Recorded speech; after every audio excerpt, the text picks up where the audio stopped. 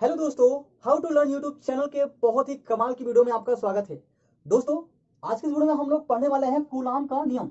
ये दोस्तों बहुत ही सरल टॉपिक है, बट सब लोग जान नहीं पाते हैं। ठीक है, इसके गहराई को समझ नहीं पाते हैं, इसका मतलब को नहीं समझ पाते हैं। आज की इस वीडियो में हम बहुत ही आसानी से जानेंगे कूलाम्स लॉ। ठीक है, यानी कि कूलाम का नियम क्या है। अगर आपने मुझे 10 मिनट दे दिया ना, तो आप बुढ़े भी हो जाएंगे, फिर भी आप कूलाम का नियम नहीं बोल पाएंगे। आज मैं आपको ऐसी ट्रिक के साथ, ऐसे जोश के साथ पढ़ाऊंगा, ठीक है, कि आप अगर बुढ़े भी हो जाते हैं तब भी आप कूलाम का नियम नहीं भूलेंगे। दोस्तों, जैसा कि आप लोगों को पता है कि जो कूलाम का नियम होता है, अगर आप कक्षा 10 की एग्जाम की तैयारी कर रहे हैं तब भी आपके लिए इंपॉर्टेंट है। अगर आप ट्वेल्थ की तैयारी कर रहे हैं तब भी आपके लिए इंपॉर्टेंट है, क्योंकि यहाँ पर ये जो कूलाम का नियम है दोनों की कक्षा में आपको मिलता है। अगर आप 10th में है फिर भी, 11th में है फिर भी, या अगर आप 12th की एग्जाम की तैयारी कर रहे हैं फिर भी, वहां पर भी आपको जो है कूलाम का नियम मिलेगा मिलेगा। क्योंकि जो ससुरा कूलाम है ना, मतलब क्या बताऊं मैं आपको, सारी जगह में अपनी टांग अड़ाए रहता है। ठीक है, तो यहाँ पर आज के इस वीडियो के अंदर हम सारी चीजें इसकी क्लियर करने वाले हैं, एकदम से क्लियर कर देंगे। यानी कि अगर आपको समझ में नहीं आता है, समझ में कम आता है, तो आज के बाद आप ये नहीं कहेंगे कि यार मुझे समझ में कम आता है। और आज अगर आप इसे पढ़ लेना तो मतलब आप खामखा भी, मतलब आप ये, आपके मन से ये डर निकल जाएगा कि यार इतना सरल टॉपिक था, हम लोग कैसा नहीं समझ पाए। है गाइस, वीडियो को शुरू करने से पहले छोटी सी रिक्वेस्ट है आपसे। अगर आप हमारे चैनल पर पहली बार विजिट कर रहे हैं तो सब्सक्राइब मत करना अभी, पहले वीडियो को फुल देखो यार। अगर आपको अच्छा लगे तो सब्सक्राइब कर लेना और उसी टाइम वीडियो को लाइक करके चैनल को फॉरवर्ड कर देना अपने दोस्तों के साथ। चलिए दोस्तों, आज हम पढ़ते हैं शानदार टॉपिक कूलाम का नियम, और शानदार तरीके से। बहुत मजा आने वाला है, वीडियो के साथ बने रहिए। हे स्टूडेंट्स, जैसे कि यहाँ पर आप देख सकते हैं हमने कूलाम का नियम लिखा है, और कूलाम का नियम लिखने में यहाँ पर हमने क्या किया, थोड़ा सा स्पेस छोड़ दिया है। हमने इस स्पेस को क्यों छोड़ा है, हमने कूलाम के नियम को दो पार्ट में डिवाइड कर दिया है। ठीक है, यहाँ पर दो पार्ट में हम लोग समझेंगे कि कूलाम का नियम क्या है। ठीक है, क्यों कूलाम ने जो है अपने नियम को प्रतिपादित किया। ठीक, चलिए यहाँ पर कूलाम के नियम के अनुसार क्या कहा जा रहा है, ठीक है, क्या हो रहा है। ठीक है, तो यहाँ पर कहा जा रहा है कि दो स्थिर बिंदु आवेशों के बीच लगने वाला आकर्षण तथा प्रतिकर्षण बल का मान दोनों आवेशों के गुणनफल के अनुक्रमानुपाती होता है। अब देखिए, जैसे यहाँ पर हम मानेंगे कोई दो बिंदु आवेश, ठीक है, कोई भी दो बिंदु आवेश मान लेते हैं। ठीक है, जैसे मान लीजिए यहाँ पर एक बिंदु आवेश, इसका नाम हम दे देते हैं Q1। ठीक है, और यहाँ पर इससे कुछ दूरी पर यहाँ पर क्या हो गया, हमारा दूसरा बिंदु आवेश हो गया Q2। ठीक है, अब ये Q1 और Q2 के बीच यहाँ पर एक F बल लगता है। ठीक है, इसको हम F बोलते हैं, ये वाला बल। ठीक है, अब ये जो F का मान होगा, यानी इस बल F का जो मान होगा, ठीक है, वो होगा F proportional to Q1 into Q2। ठीक है, ये यहां से हमें ये चीज मिल चुका है। ठीक है, ये इतने में आपको यही कहा जा रहा है। ठीक है, क्या कहा जा रहा है, कैसे कहा जा रहा है, आप इस फार्मूले से भी इसको, आप इस थ्योरी को बना सकते हैं। कैसे, चलिए देखिए, इसमें कहा जा रहा है कि देखिए जो F का मान होगा, ठीक है, यानी कि जो आकर्षण तथा प्रतिकर्षण बल का F का जो मान होगा, वो दोनों बिंदु आवेशों के गुणनफल के क्या होगा, अनुक्रमानुपाती होगा। ये प्रोपोर्शनल है। ठीक है, ये प्रोपोर्शनल है, इसको हिंदी में कहते हैं अनुक्रमानुपाती। ठीक है, तो हमने जो पहले पार्ट में, यानी कूलाम का जो पहला नियम जो है, उसके पहले पार्ट में इतना चीजें हमें मिल जाती है। ठीक है, और जो बाद में क्या कह रहा है, बाद में कहा जा रहा है पार्ट 2 में, यानी कि 2 पार्ट में क्या कहा जा रहा है, तथा उनके बीच की दूरी के व्युत्क्रम, यानी कि दूरी के वर्ग के व्युत्क्रमानुपाती होता है। ठीक है, यानी कि जो हमारा ये Q1 और Q2 है, ठीक है, ये जो Q1 और Q2 है, यहाँ पर देखिए, ये अब इनके बीच में कुछ दूरी होगी। अरे मतलब यहाँ पर अगर Q1 और Q2 है तो इनके बीच में कुछ ना कुछ दूरी तो होगी ना। जैसे हम आप कहीं पर खड़े होंगे तो हमारे और आपके बीच में दूरी तो होगी होगी।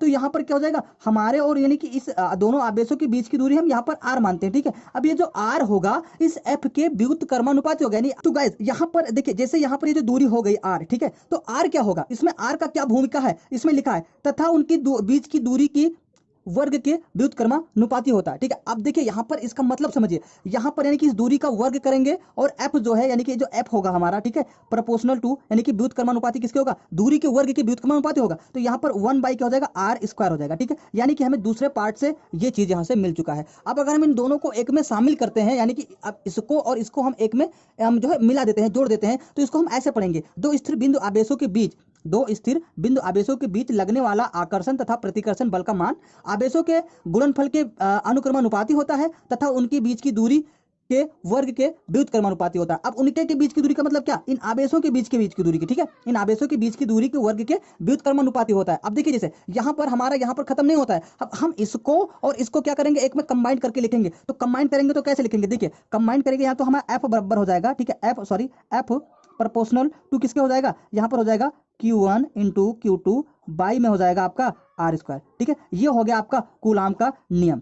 अब अगर आप फिजिक्स पढ़ते हैं तो आप यहाँ पर जानते हैं, हम प्रोपोर्शनल को हटाने के लिए, किसी नियतांक को जोड़ देते हैं। ठीक है, अब यहाँ पर भी नियतांक जोड़ा जाएगा। क्या जोड़ा जाएगा, चलिए बताते हैं। हम यहाँ पर लिख सकते हैं इसको या कहेंगे, उसके बाद यहाँ पर लिखेंगे F इक्वल, ठीक है। अब यहाँ पर प्रोपोर्शनल को जब हम हटाएंगे तो यहाँ पर इक्वल जब आएगा तो यहाँ पर एक नियतांक जुड़ेगा, उसको हम कहते हैं 1/4πε0, ठीक है। इनटू में हो जाएगा Q1 Q2 by are square. अभी दोस्तों यहाँ पर देखिए ये हो गया हमारा न्यूटन का रियल, ठीक है, यानी कि ये हो गया हमारा रियल फॉर्मूला, ठीक। अब ये क्या है, मतलब ये क्या है, मतलब ये चीजें हमें समझना बहुत ही ज्यादा जरूरी होती है। कई बार यही होता है कि मतलब ये क्या चीज है, अगर आप के एग्जाम में यह सवाल आ गया, ठीक है, मान लीजिए आपने करा, ठीक है, आपने प्रोपोर्शनल को हटाकर यहाँ पर ये चीज रखा, अगर आपने इसका मान नहीं लिखा, फिर ये क्या चीज है नहीं लिखा, तो एग्जामिनर सोचेगा ये जो ये बंदा है, यानी ये जो बच्चा है, इसने मतलब क्या रट्टा मार के रखा है, ठीक है, रट्टा मार के रखा है, इसलिए इसने इसका मतलब बताया नहीं कि ये क्या चीज है, ठीक है। तो वहां पर आपका नंबर काटा जा सकता है। तो हम क्या करेंगे, यहाँ पर 1/4πε0 एक नियतांक है, यहाँ पर हम लिखेंगे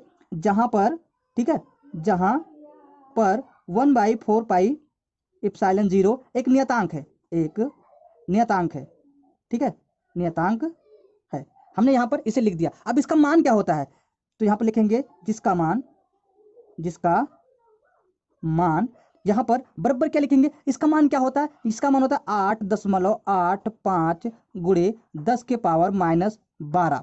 अब यहाँ पर इसका क्या होता है, यानी कि इसका यहाँ पर अगर इसका मान हो गया तो इसका कोई वो भी होगा, मात्रक भी होना चाहिए, है ना। अगर आप मात्रक नहीं लिखेंगे तो मात्रक के लिए ही आपका नंबर काटा जा सकता है। तो यहाँ पर फिजिक्स जब भी आप पढ़ें, किसी भी राशि को लिखने से पहले यानी लिखने के बाद उसके मात्रक को भी लिखना बहुत ही ज्यादा इंपॉर्टेंट होता है, ठीक है, क्योंकि एग्जामिनर आपके जो है हुनर को चेक करता है। अगर आप वहां पर उसके जो है जैसे मान लें इसका मात्रक को नहीं लिखे, तो वो भी यह भी समझ जाएगा कि इस बंदे ने, जो इस बच्चे ने रट्टा मार के रखा है, ठीक है, इसके नंबर को काटा जाए, है ना। तो वहां पर आपका नंबर काटा जा सकता है। तो इसका जो मात्रक होता है वो होता है, ठीक है, यहाँ पर होता है कूलाम स्क्वायर प्रति न्यूटन मीटर स्क्वायर, ठीक है, मीटर स्क्वायर। अगर आप दोस्तों यह नहीं जानते कि ये मात्रक कैसे आता है, ठीक है, तो आप हमें कमेंट कर दीजिए, आपके लिए पूरी वीडियो बना दी जाएगी कि किसी भी राशि का मात्रक कैसे निकालते हैं, और मतलब मात्रक निकालने की शॉर्ट ट्रिक कैसे हो जाती है। अगर हमें किसी भी राशि का मात्रक नहीं पता है और हमें उसका सूत्र पता है, फार्मूला पता है, तो उसका हम मात्रक कैसे निकाल सकते हैं 1 मिनट में, ठीक है।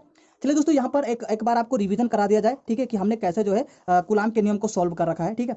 सबसे पहले हम यहाँ पर लिखेंगे कूलाम का नियम, ठीक है। उसके बाद यहाँ पे एक लाइन और लिखेंगे कूलाम के नियम के अनुसार, फिर दो स्थिर बिंदु आवेशों के बीच लगने वाला आकर्षण तथा प्रतिकर्षण बल का मान दोनों आवेशों के गुणनफल के व्युत्क्रमानुपाती होता है, ठीक है। एक बार फिर से, यहाँ पर मान लीजिए Q1 है, बड़ा सा Q1 है, और यहाँ पर क्या है, एक Q2 है, ठीक है। अब इनके जो बीच ये बल होगा F, ठीक है, इसका जो मान होगा इन दोनों आवेशों के गुणनफल के मान के क्या होगा, बराबर होगा, यानी कि अनुक्रमानुपाती होता है, ठीक है। यानी F का मान जो होगा वो इन दोनों गुणनफल के, यानी इन दोनों आवेशों के गुणनफल के अनुक्रमानुपाती होता है। अब देखिए यहाँ पर सेकंड स्टेप में कहा गया है तथा उनकी बीच की दूरी के वर्ग के व्युत्क्रमानुपाती होता है। अब देखिए यहाँ पर जो हमने जब Q1 और Q2 को माना तो इनके बीच की दूरी है, यानी कि यहाँ पर इनके बीच की हमने क्या मान ली, दूरी R मान ली है, ठीक है। अब जब ये R जो है वो, ठीक है, वो R जो यहाँ पर कहा गया है कि जो दूरी होगी वो वर्ग के व्युत्क्रमानुपाती होगी, तो यहाँ पर हमने लिखा F proportional to 1/r square, ठीक है। ये व्युत्क्रमानुपाती है, इसको हम व्युत्क्रमानुपाती बोलते हैं, ठीक है, और इसको हम क्या बोलते हैं, अनुक्रमानुपाती बोलते हैं। तो ये चीज आप समझ में रखना, ठीक है। व्युत्क्रमानुपाती का मतलब होता है घटता है, और यहाँ पर अनुक्रमानुपाती का मतलब बराबर बढ़ता है। F बढ़ने पर यहाँ पर Q1 Q2 का मान भी बढ़ जाएगा,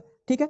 तो यहाँ पर ये चीज समझ लीजिए। अब हमने इसको और इसको एक में कंबाइन करा दिया, ठीक है, इसको और इसको हमने यहाँ पर क्या कर दिया, कंबाइन करा दिया। तो यहाँ पर F प्रोपोर्शनल टू Q1 और Q2 हो गया, बाई में R स्क्वायर हो गया, ठीक है। यहाँ पर ये चीज हमें मिल चुका है। अब हम क्या करते हैं, फिजिक्स में हमें ये चीज इंपॉर्टेंट होती है, किसी भी स्थिरांक को हम क्या करते हैं, हटाकर बराबर यानी इक्वल का चिन्ह लगाते हैं, और जब इक्वल का चिन्ह लगाते हैं तो कोई ना कोई नियतांक ऐड हो जाता है। कभी कभी दोस्तों यहाँ पर R नियतांक ऐड होता है, कभी कभी K ज्यादा ऐड होता है। अगर आप केमिस्ट्री पढ़ेंगे तो वहां पर आपको K ज्यादा ऐड करने को मिलेगा, ठीक है। बट यहाँ पर क्या 1/4πε0 ये एक नियतांक है जिसका मान यहाँ पर इतना होता है, और इसका जो मात्रक होता है वो ये चीज होता है, ठीक है। तो दोस्तों उम्मीद करते हैं कि आपको वीडियो अच्छी लगी होगी, और मतलब यहाँ पर मुझे उम्मीद है कि आप लोग कूलाम के नियम को अच्छे से समझ पाए होंगे। अगर नहीं समझ में आया तो आप मतलब मेरी जो भी कमी है इस वीडियो में कमेंट करके बता सकते हैं, ठीक है, तो उसको सुधारी जाएगी।